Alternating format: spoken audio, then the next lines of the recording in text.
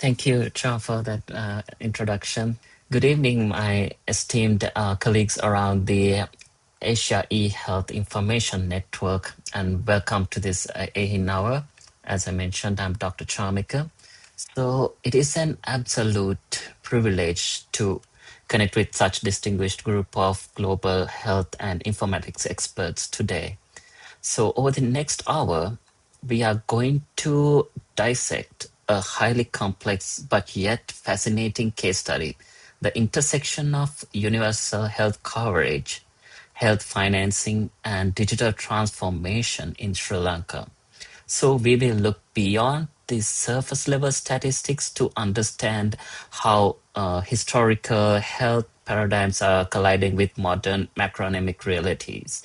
So, and why robust digital health infrastructure is no longer just an IT upgrade, but the fundamental prerequisites for financial health sustainability. So, in order to move the slides forward, I'll just switch off my camera. Yeah. Uh,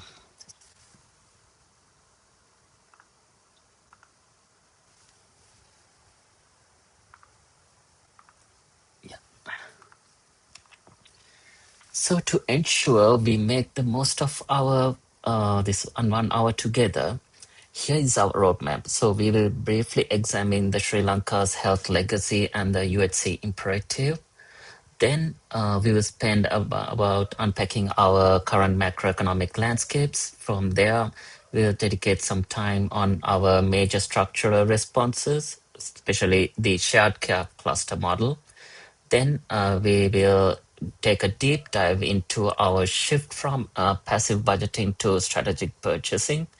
Crucially, for this AeHIN audience, we will spend about some time on the digital health transformation, enabling these financial reforms, including proposed future architectures. Finally, we conclude with our policy trajectory leading up to 2030. To ground our discussion, we must revisit the WHO's dual mandate for UHC. So UHC is the, as you know, a delicate equilibrium of ensuring equitable access to high quality care while simultaneously protecting populations from severe financial ruin associated with out-of-pocket payments. In the context of South Asia, if you look at the benchmarking chart of this slide, the Sri Lanka has historically stood out with an index score of 72 according to World Bank records. So we consistently outperform our kind of regional peers despite the lower GDP to health spending ratios. However, as health informatics professionals, while we often focus on these service coverage metrics, today I want to direct your attention to the financial risk protection pillar, which is where many LMIHCs are facing immense pressure on this aspect. So, our historical success is the kind of divided of a state-funded healthcare system established back in 1930s. It was a supply-side driven model that prioritized vast geographical access, and it was brilliantly designed for that time back in 1930s, conquering communicable diseases and driving our maternal and infant mortality rates down. However, the architectural foundation of this century-old system are fundamentally ill-equipped for today. So we are now engulfed by an epidemic of chronic non-communicable disease amidst a rapidly aging population. So NCDs requires longitudinal, lifelong management. So a stark contrast to the episodic care of the past.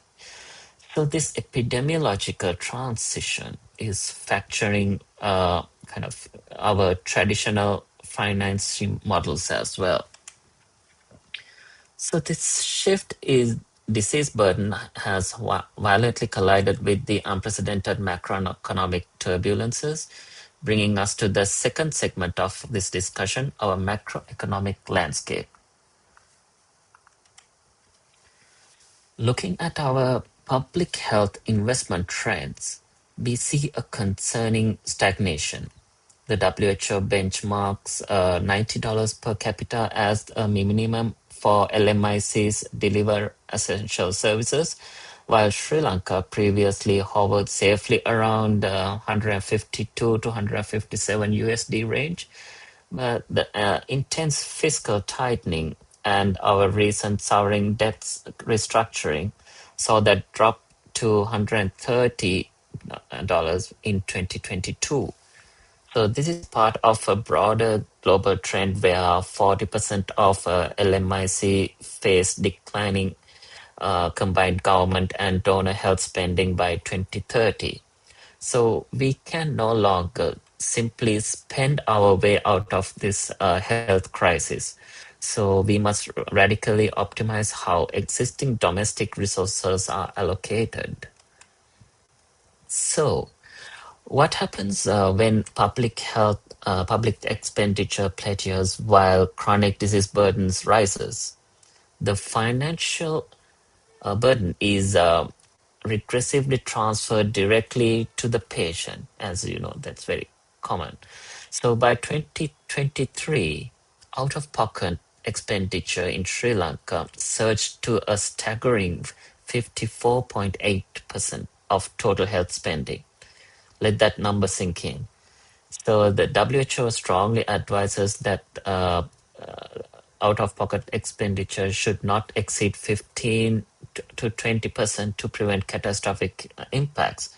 But we are currently operating at nearly 3 times the safety threshold, largely driven by the spending on private pharmaceutical pharmacies and outpatient medical fees as well.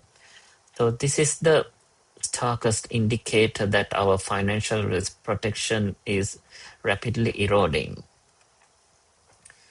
The epidemiological shift towards NCDs acts as an aggressive accelerant for these out-of-pocket expenditures.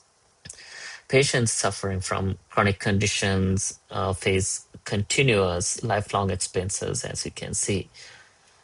The median out-of-pocket cost per admission create a devastating household financial burden spiral as well. It forces the lower middle income families into asset depletion and debt cycles, which is going like a vicious cycle. So, without structural primary care and financial reforms, the projected trend for catastrophic health expenditure, where payments exceed a household capacity to pay and threaten basic subsistence, will rise significantly by 2030. So, a major driver for this out-of-pocket surge is a phenomenon of dual practice in our system. The government medical officers are legally permitted to practice privately during off-duty hours. Consequently, the patients seeking to bypass congested public hospital queues like that to migrate to the private sector for outpatient consultations, pharmaceuticals, and specialized diagnostics. Because if you take the real world scenario, an average Sri Lankan, they can consult maybe a highly specialized cardiovascular surgeon or maybe cardiologist or any highly specialist within just a matter of booking an appointment of through using their channeling platforms. So we have inadvertently created a two-track system.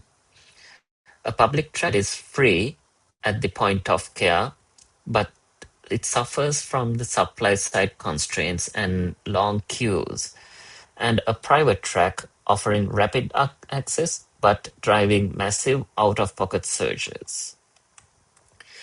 To arrest this financial hemorrhage, I think we must address the allocative inefficiencies in our delivery system. This brings us to this section of service delivery reform. The core of our inefficiency is why I refer to as the primary care bypass problem. Historically, our health-seeking behavior heavily favors the tertiary care.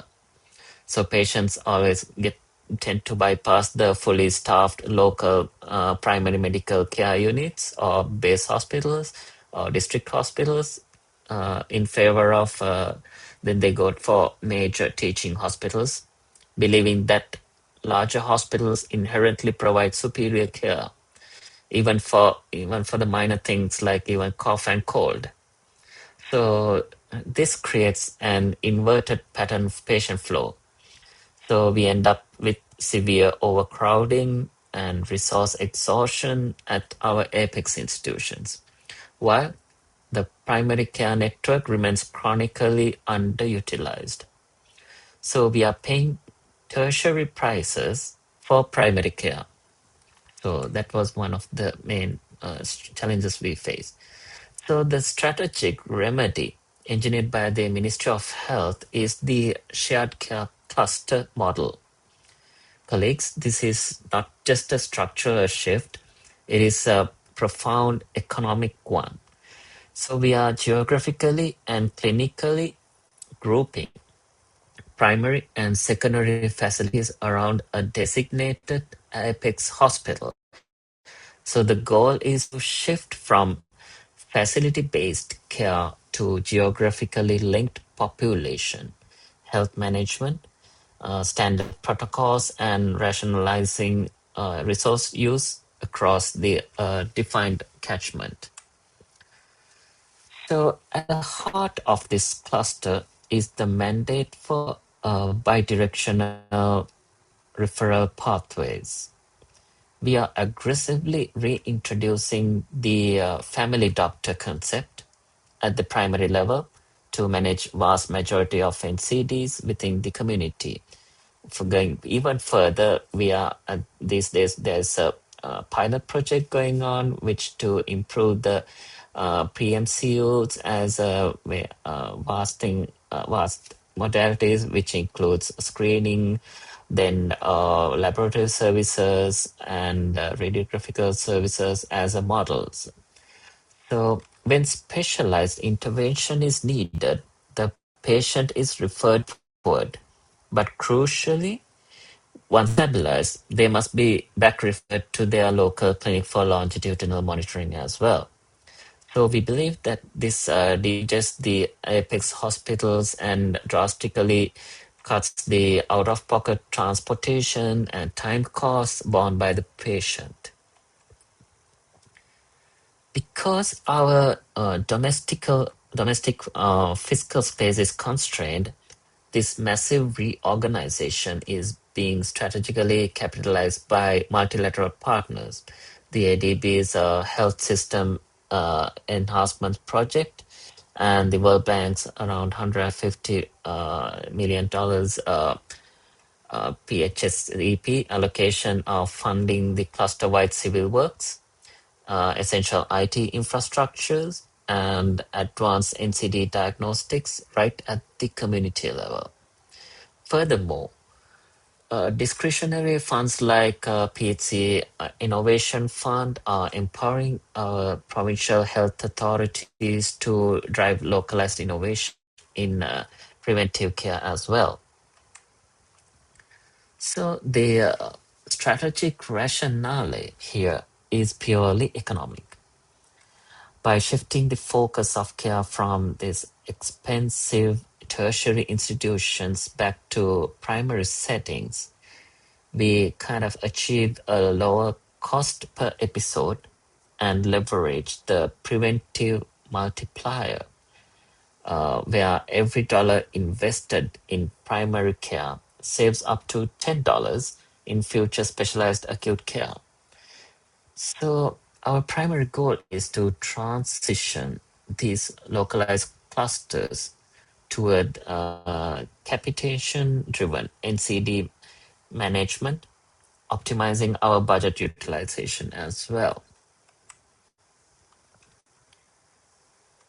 However, structural clustering will inevitably fail if the underlying financial incentives do not align. So this is where we require a shift to the strategic purchasing. So this brings us to the most profound constraint in our legacy system, passive historical line item budgeting. So currently, the Ministry of Health acts as the financer, regulator, and the provider, meaning there's no purchaser-provider split. So funds are disbursed based on historical inputs like staff size and utility costs, then so on like that, very traditional indicators. So if a hospital brilliantly improves patients' pathways and prevents readmissions, it seems no financial reward. So paradoxically, its budget might be cut because it consumed less. So this model inherently destroys the innovation and staff's primary care healthcare. So that's kind of happens based on the government GOS government funding as well. We get allocation for the certain hospital like that.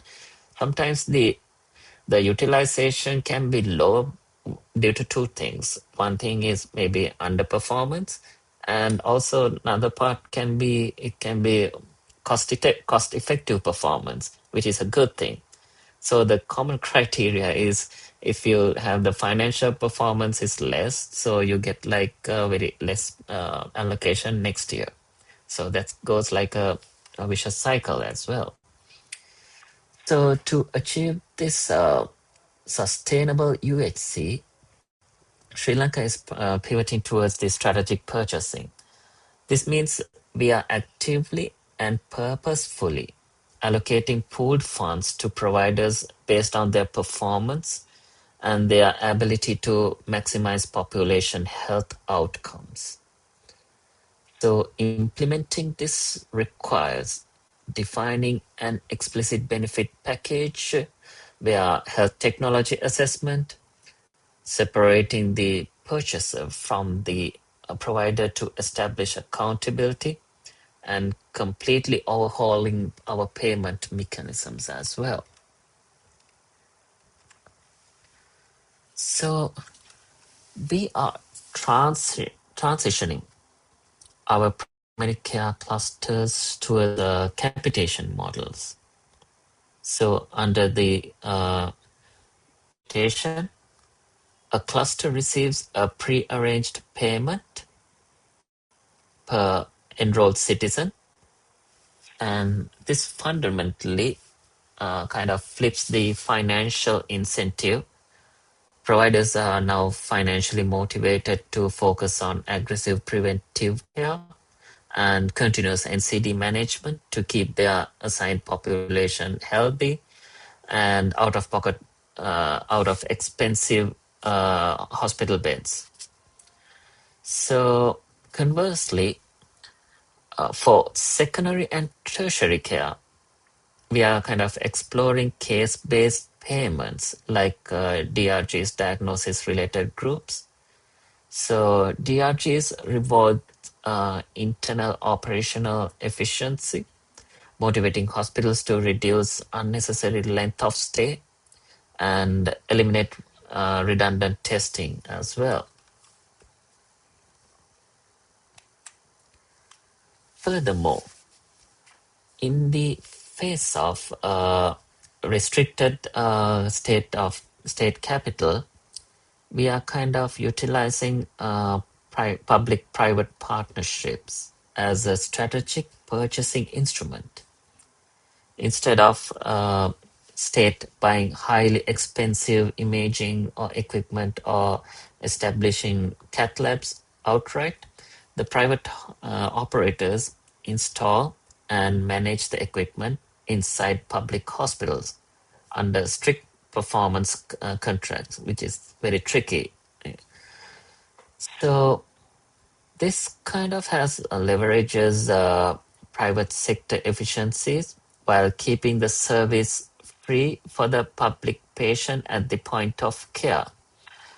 However, this requires highly sophisticated regulatory oversight to prevent adverse behaviors, as I mentioned, like supplier-induced demand or maybe vendor locking, that kind of scenarios.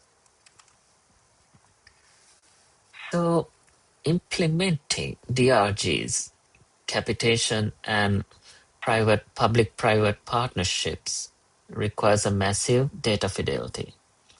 So we cannot regulate what we cannot measure. That's simple as that. So this brings us to the section 5, which is digital health transformation. Transition to strategic purchasing is technologically impossible without a highly robust, interoperable health informatics ecosystem.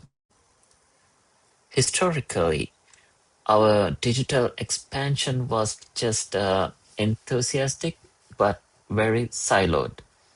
We have over 85 major hospitals currently running independent digital systems. It's managing over about 12 million registered patients, but the data was trapped in institutional walled gardens.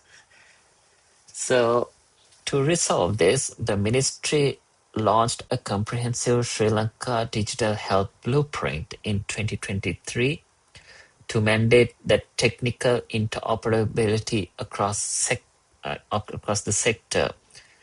Mainly, to be specifically, we are thinking about using the National eHealth Digital Transformation Platform, which uses HL75, that kind of technology. So the blueprint corrects fragmentation by mandating a unified national electronic health record (NEHR) architecture. It was governed by the updated National Digital Health Guidelines and Standard, and at the core of this is a rigorous master patient index, minimal data sets, and universal API gateways, as I mentioned before. So we are ensuring that as patients move through the shared care clusters, their longitudinal clinical history should move with them seamlessly across different interoperability tiers, providing a precise data fidelity required for caption modeling, like Tier 3 organizational, Tier 2 semantic, Tier 1 synthetic, like that.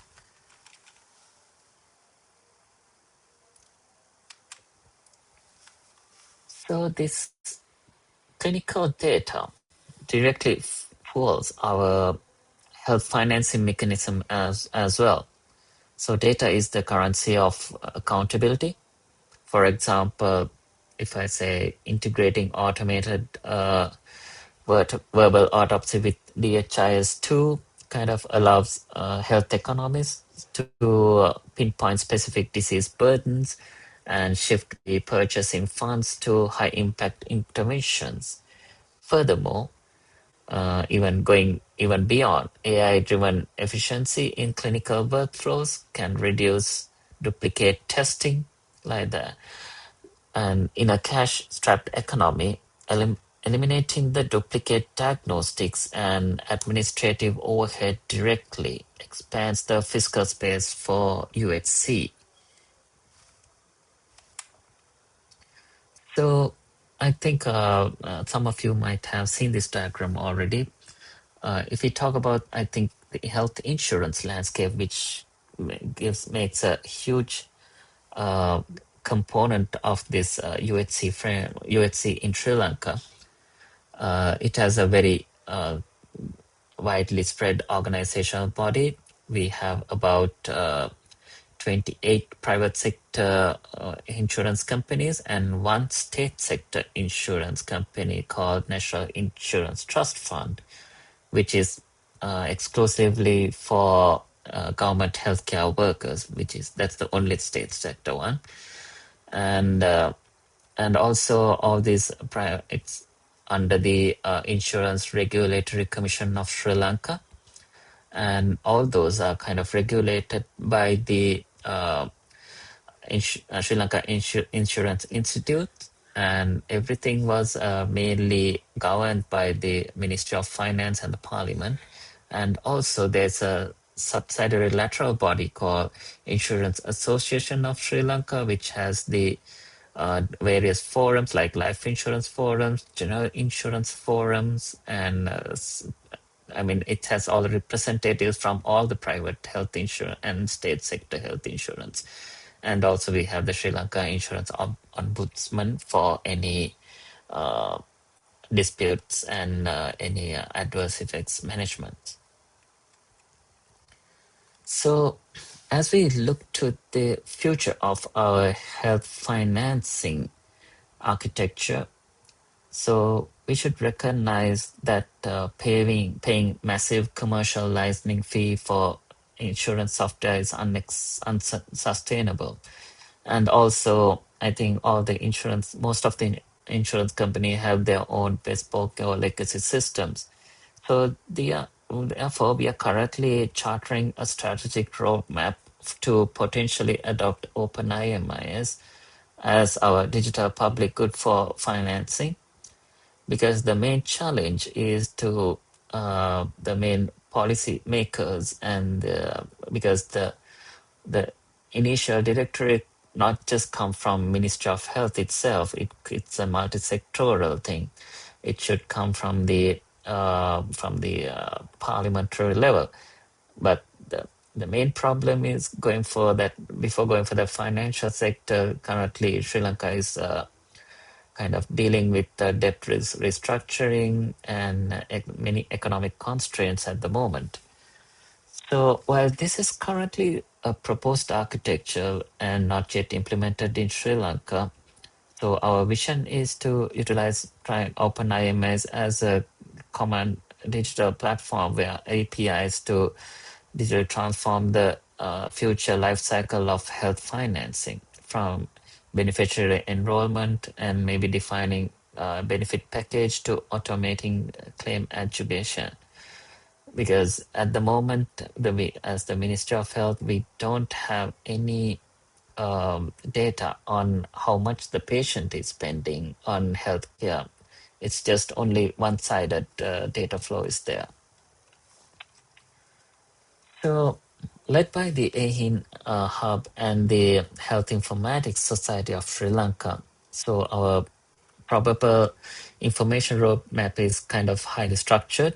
It begins with the baseline ecosystem study of the existing fragmented insurance landscape, then moves into building stakeholder consensus and involves heavy customization of the open source modules. If successfully piloted and absorbed by the ministry, this platform has the probability to establish a unified, standardized rollout for health financing management across the country as well. So I think because the main challenge we are facing is the lack of capacity and the knowledge. That's why, I mean, I've been working with AeHIN to get their support, and I've been trying to use the Open IMIs for teaching purposes, especially for absorbing it to the curriculum of the MD and MSc program at the Postgraduate Institute of Medicine. So when that knowledge disbursement happens, then only as I believe the critical need for such platform will be identified in future. So the economic value proposition here is undeniable, as you know. If you take scaling and interoperable EMRs and digital financing platforms has the potential of reduce overall health system administrative and operational cost by 15%. And digital efficiency is critical input that creates the expanded fiscal space necessary to fund the UHC resources.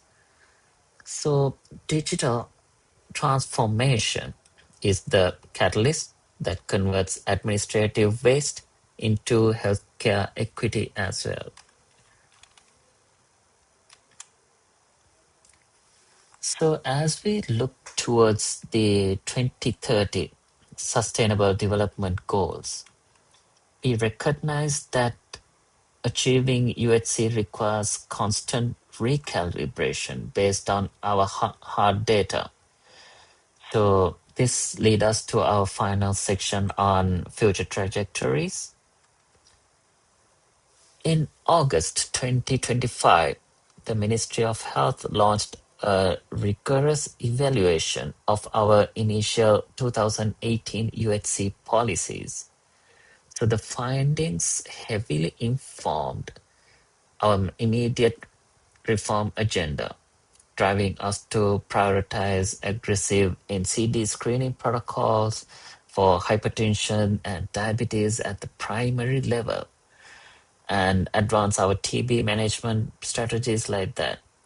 So, to institutionalize this evidence based approach, we are kind of upgrading our UHC data observatory to serve as a centralized hub for real-time metrics, ensuring the future policy is immune to short-term political shifts. So that has been happened over the past because whenever there were several government changes, so the when the government changes, the political paradigm shift as well. So kind of at the moment, we have a separate department for policy in at the health ministry. So we have kind of looking at the policy reform, especially on the angle of um, research data driven policy reform and that aspect. So it's at the currently at the draft stage. I think it will be published in another several months. Then I think it's going to be a major policy reform since after the last year's reform. So the financial commitment to sustain this codified in our public investment program for 2026 to 2030. Despite the severe fiscal constraints of our soaring debt restructuring, so the government has projected a cumulative health sector investment of over 761 billion rupees over the next 5 years. Crucially, this funding is tied to strict key performance indicators such as digitalization of 70% of government hospitals and the integration of unified national payment platforms such as GovPay, signaling the whole of government commitment to accountability. Because even the the main opportunity we have is the current administration and the government is very much focused on digitalization, and we have even it's starting with the reducing inefficiencies, transparent administrative protocols, payment structures. So I think with this digitalization, it's going on the one best possible scenario which can happen. So to synthesize, Sri Lanka is currently at a very crucial crossroad. So architecting a highly integrated, performance-driven future.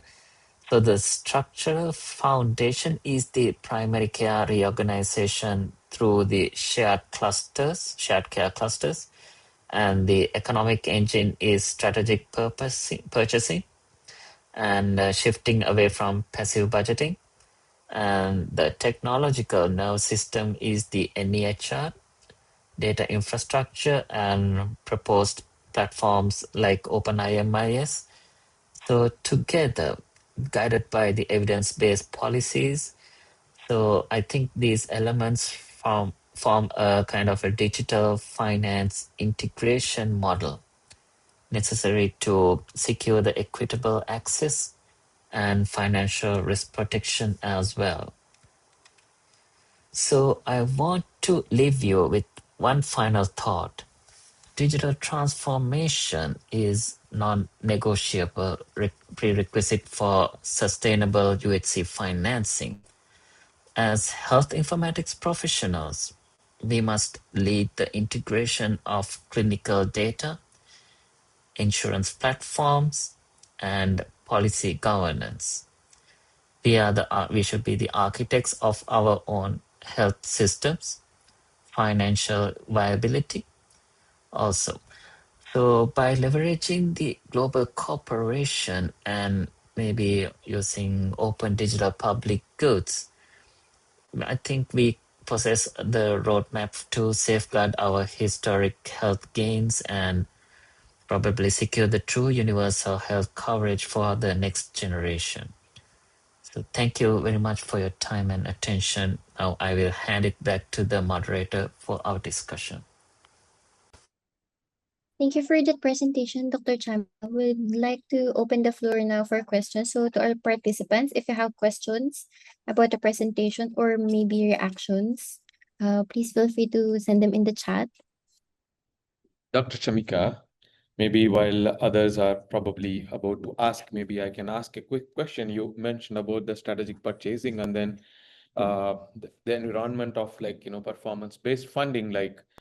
I know this kind of actually motivate the health facilities to work better, but at the Yeah, same time, in a situation where the government is mandated to uh, provide care to the citizens, does it the lesser funding, it could be because of some inefficiencies, but then that's not exactly, a citizen doesn't view that as their problem. It is the systemic problem, right? So if you have less funding, probably, but then it will also affect the range and spectrum of services to the citizens. So how this balance is done? I know that from the citizens' point of view, it's not their problem. They need to for access better care, whether it is preventive, curative, yeah, etc. Like they expect the government to provide, and of mm, course, the government is actually doing these steps in such a way that the money, somebody is able to do it things better. I think the money goes to them, right? Like if I understand what yeah, you mentioned yeah, correctly, so it improves the system efficiency, but at the same time, things have to be balanced. yeah. So thank you for that amazing question. So what happens is, as you know, I mean, I had to correct at one point. I mean, when the funding allocation, when it goes to a certain institution, it can be based on two things, as I mentioned, because they evaluate the how much allocation was sent based on the financial progress only. They send the next year's allocation. So the funding, I think the main issue is the utilization. It can be due to their underperformance or even their cost efficiency performance. So that's kind of a challenge, dual challenge the Ministry of Health is focusing on.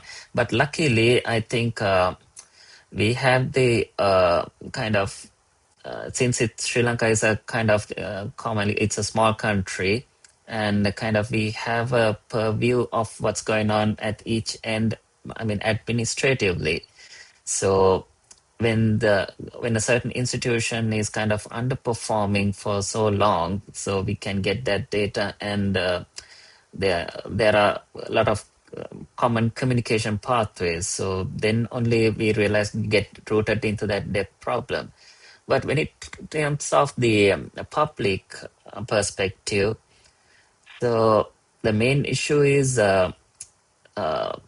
they get the free entry, I mean free health care at the point of care. But the thing is, then they get subjected to various lab tests, pharmaceuticals, and everything. They have to buy it from outside. So, but the thing what we realized is from some of my previous researchers, majority of the public, they go for OPD they go for private sector for only for OPD treatment only. For any admission and any inpatient care, they prefer the government sector. because the same staff, the same doctors will be shifting from private sector and government sector like that. So it's a matter of convenience. For example, if you go to a private hospital, you get a lot of fancy, air condition, less waiting lines, and nice TVs and everything. But in the government, it's like a chaos, to be honest. So but still, but the main thing is it's a cultural thing because the patients and the general public are culturally motivated that they'll be very much looked after if they go to a public hospital for sure. So that kind of trust between the healthcare sector and public in terms of healthcare, a culturally based one, it's the main driven factor for that. I hope I answered your question, Jai. Thank you, Chamika. There's a question in the chat, Sir Jai. It's from Dr. Yeah. Alvin. It reads, does Sri Lanka have the requisite digital public infrastructure for health to run UHC, digital identity, digital payment, and data exchange frameworks, and interoperability layer? I can. It's. My main answer is it's partially. So at the moment, we have the national identity card number, which kind of links to digital payments. And it was recently, during the last 2 years, it was introduced, even for taxation, because since considering our debt restructuring, now the government was very much chasing after the tax evasion cases like that. So they have introduced a highly interoperated tax system. So when once you type your NIC, you get all the everyone's funding and all their investments. Everything gets kind of dragged into that tax identification system. And also now we have implemented the payment platform called GovPay, which is an online platform so all the citizens can pay their kind of maybe hospital bills, it can be insurance bills, even if you get a spot fine at the road, also you can pay it using GovPay. And the advertisement looks nice because in the advertisement the person looks very happy with that he got a fine. So in that terms, the interoperability layer is there because even the banks are connected, taxation systems are there, and the payments and financing ones. But as Dr. Alvin asked, the digital health part is the main challenge with, especially because from the blueprint we have specified we need HL75 compatible assets. So there's a dual burden as well because if you take the laboratory management systems, some of the laboratory equipment are like very old. They must have not even heard about what is fire event. But still, we are kind of moving projection with the development of national e-health data exchange platform with the specific tenders currently running now. We have specifically mentioned that all the system has to be Fire and HL7 compatible. So that way, I think we are kind of slowly bridging all the interoperative layers from multi-sectorial manner. I hope that answered Alvin. Thank you, Chamika. Is this GoPay is the same as what was Lanka Pay or something? It was by ICTA, right? ICTA had started this too. One is on the payments and then also the National Data Exchange, which they call NDX. Yeah, what happened was I think it got dissolved, but now it has been replaced by a new entity called GovTech. So I think they are the ones who are taking over the ICTA's all the previous work. So now they are introduced the GovPay method. Okay, because ADB had done this study, which was published in December. So that actually mapped the DPIs in the region. And Sri Lanka was one of them, Nepal, India, of course, Bhutan. So they kind of like it's not everything that is relevant for health is there, but partially the South Asian nations do have some of the building blocks are already in place. It is just that like if the other components come into place, then of course, Hmm. we can't wait for everything to come at once. Probably Yeah. we can build over with what is already there. So that study Yeah. actually shows the DPIs that are Yes, also there exactly. and existing in Sri Lanka. Thank you. Yes. Thank you so much for that comment. And Dr. Alvin has asked the about the Citizen Personal Health Record app.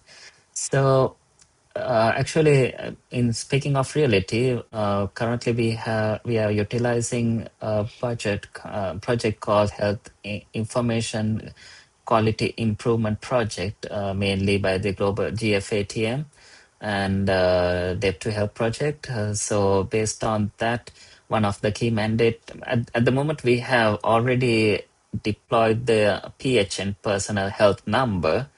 So that means any patient will be able to retrieve their own record in the same siloed hospital, but or maybe same system-based hospital. Let's say we have like two system, HIMS and HHIMS, that kind of two legacy systems currently running along the world, along the island. So anyone who is registered in the HIMS and we can retrieve their summary record from another hospital as well. But the thing is, when there are multiple systems are coming up, the interoperability has to be this kind of connected. So in this procurement and the national data exchange backbone, that that in that development we have crucially mandate that using HR7 fire mechanisms to do the interoperability. So which is the challenge and the gold mine both in one shot. Yeah, I hope. I think just a day before that, ADB loan was also announced, and that talked a lot about digital transformation and, of course, also on the economic restructuring. So you also mentioned about the focus towards government, focus towards open source, and then Yeah. also the digital transformation. I Yes. see a hand from Uwe Uwe. has. Yeah, Yeah. over to you, Uwe. Hi Uwe, Um, how are you? I'm fine, thank you. It's just like no big questions. I think we have met in Sri Lanka back at Yes, the of AeHIN course. conference Yep. and Yep. discussed Open those things. HI. Yes. Yeah, It's lovely to see you. and yeah, OpenHIE, you're right. And if you remember, like how we were a bit like cornered under the Connor. stairs talking Under the about stairs. health Yeah. insurance and health financing. It's really Yes. like encouraging to see on the one hand how the international discussion has shifted. Like right now Yes. in the discussions about digital public infrastructure at Mhm. WHO, we are like at a very exposed position talking about health financing in Yes. within that architecture, and so visibility is there now. And on the other side, it's also very encouraging to see how you have progressed in your discussion in Sri Mhm. Lanka, from Yes. base like looking back at those talks that we had back then, Yeah. and from seeing from where you are. And I'm especially very honored that you're looking at OpenIMIS, of course. So that Yes. is like always when we see the Yes. usefulness of what we are doing through people who implement it, that is always like a very great thing, because like if you develop a hospital information system, then there are like 10,000 hospitals in a country, but health Yeah. insurance there's only one, and it's always like Yeah. something very special, like seeing someone Exactly. being interested in that. So, and Yes. with that, I want to just like, if you need any help, any assistance, we have so many developer calls and people Yeah. who are very open to like get developers on your side started when they get Yes. stuck with basic installations or something for testing out Yeah. the software. Please feel free to like Of course. push names to us, email Yeah. addresses, and then we can Thank you. just invite them to the calls and they can Yeah. show whatever is blocking them, and we'll get them up and running within no time. Amazing. At least for the demo. Huh? Yes, thank you so much, Uwe, for that proposal. And this is what I love about AeHIN. I mean, we get connected no matter whatever the geographical area we are in. And also, I'm very much fascinated by the Nepal implementation on OpenIMS, which I always study as a great case study. So I hope we could move forward like that as well. Thank you so much, Uwe. I'll be looking forward to get your support. Thank you again. Yeah, thank you. I was just thanking you, Shamika, and then also Uwe, for joining us. And then it was very, very informative. It was really enlightening about how the healthcare system in Sri Lanka works. Like, though of course, like some of us have been there a long time, but to get the current status, and then also you were able to relate with the work that you have done as a research. So that's very interesting to know. And then of course, like yes, like. We continue to look forward for further updates and developments, and we will see how best, like, of course, we can support within the all the constraints and challenges that we usually face. Yes, of So, but course. as a community, yes, of course, we are there for each other and support Yeah. whatever. Like, if not anything, at least the moral support that's always there. If Thank you. not, the funding will eventually, like I think, with the efforts and Mm, getting the buy-in from the mm. powers that be, I Yeah. think that will eventually flows in. But usually that takes time. The effort is what actually gets us there. Yeah, Yeah. with that, like, would like to formally thank you for Thank you so much. having this very enlightening webinar. I'm sure that there will be a lot more who will actually also listen in. Yeah. I think Shah will get the recording Mhm. in the YouTube channel in about 10 days. I think a lot Yeah. more will listen in at that time. And thank you, Dr. Amazing. Chika, for being with us. And thank you, everyone, for joining us in this evening. And let's close that with a group photograph. Right. Thank you, everyone. Thank you so much, everyone. And thank you, AeHIN, for providing this Bye. Thank amazing you. opportunity. Bye. Thank you. Good night.